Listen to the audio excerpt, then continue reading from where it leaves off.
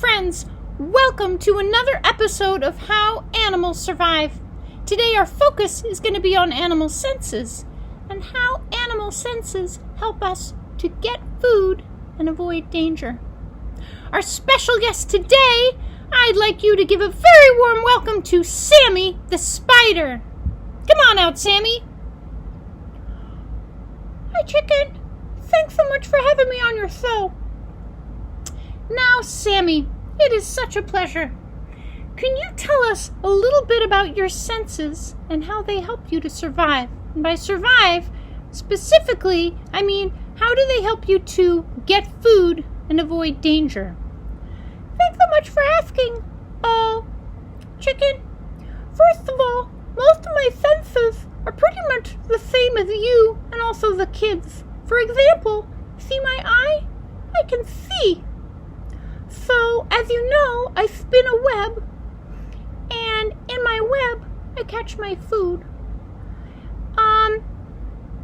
And I can see if an insect lands in my web. But the main thing I do to be able to know if something has landed in my web is I use my sense of touch. And you have sense of touch all over your body.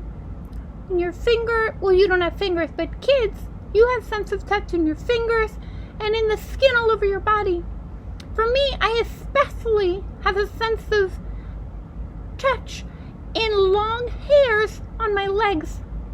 See my legs?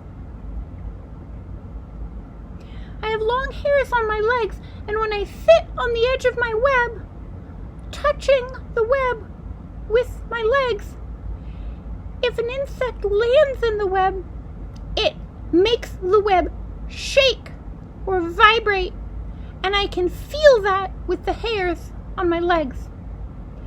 How interesting, Sammy. That is fascinating. Now, so you can see and you can touch. Can you also smell? Yes, I can smell. I smell also through my legs. Your legs! Sammy, you don't say. Yes, Chicken, it's true. I smell through my legs. I feel through my legs. And all of my sensors really are in those hairs in my legs. So if I can smell what lands in my web and decide if it's something I want to eat or not. And can you hear? Yes, I can hear. Don't tell me you hear through your legs too? Well, yes.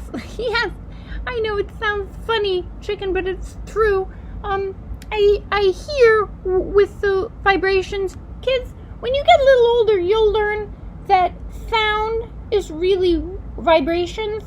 So then it won't be so crazy to you to think that I hear with my legs, because they're vibrations. I can feel them. In fact, inside your ear, you have tiny hairs that feel vibrations. It's the same for me, except that the long hairs are in my legs. Wow. Spider, I think it's safe to say you're blowing our minds. Now, Spider, a lot of people have a misconception. They think that spiders are insects, but you're not an insect, are you? No, Chicken, it's true. I'm an arachnid. You're an arachnid. Because I have a special guest just off stage who's an insect, and I thought you two might like to meet each other. Oh, okay. I'd be quite interested in that. Thanks, Chicken.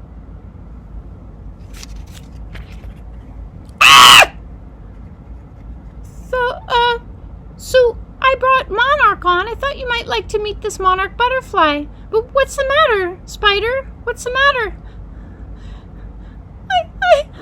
I don't like monarchs. Why not? Why don't you like monarch butterflies? Chicken, monarch butterflies taste really, really bad. Oh, you clearly look really uncomfortable, Spider, so I'm going to put Monarch away. But maybe you could tell me about that. That's so interesting to me. Because monarchs are so beautiful. They are, chicken. But monarch, one time I tasted a monarch butterfly and it tasted really, really bad. And one of my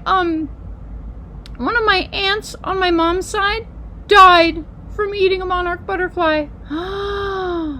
Spider, I'm so sorry. If I'd known that, I never would have brought it on.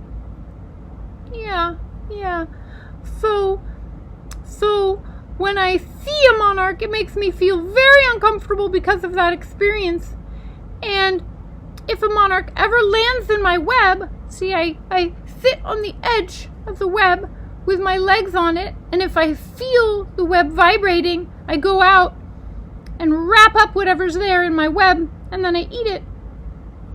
But if I see or smell that it's a monarch, I cut it free, because I don't want to have that experience that my aunt had with eating a monarch. So I use my sense of sight, then I can see the colors of the monarch, and I use my sense of smell because I can smell the monarch, and I don't ever want to eat one. So interesting. I wonder if other animals feel that way about monarchs too. Well, you know what I've heard, chicken, is that the thing that makes monarchs taste so horrible and in fact be poisonous to a lot of animals is that the babies eat milkweed, and the sap inside the milkweed plant makes them taste horrible. There are a lot of birds also who won't eat monarchs because of the way that they taste. And you know that beautiful color that you mentioned about the monarchs? Yes? Well, that color is kind of like a warning to animals. I am a monarch. I taste awful. And in fact, there are other butterflies that have those colors that aren't poisonous as a way of protecting themselves. You don't say. So mimicry, or copying another animal, can be a way that some animals survive. So the monarch survives by tasting horrible, and other butterflies pretend to be monarchs to protect themselves from being eaten. They might not taste horrible themselves, but animals will think they do because they look like monarchs. Sammy, thanks so much for telling us that story. That is just fascinating. Well, you're welcome, chicken. And that brings us to the end of our episode of How Animals Survive. Thanks again, Sammy, for being our guest. You're welcome, chicken. It was such a pleasure to come on your show again. Bye. Bye.